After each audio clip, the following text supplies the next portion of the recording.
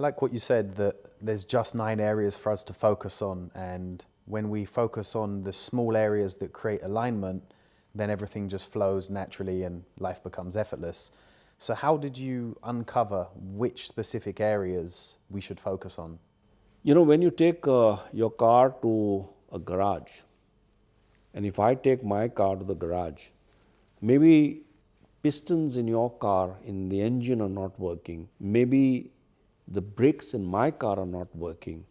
A good mechanic is going to scan through every area of your car to find out what needs to be aligned. So you always approach these 9 areas from creative skepticism.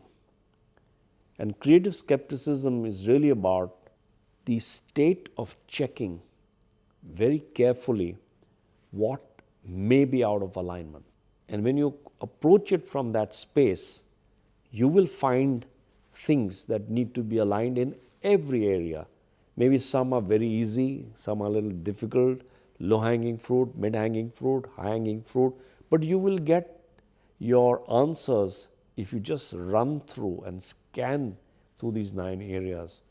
So the question really here is, it's not which area, the question is examining all of the areas and finding what needs to be set right in each of the areas so that they support each other, and in a balanced way, the vehicle called life gets underway, just like your car.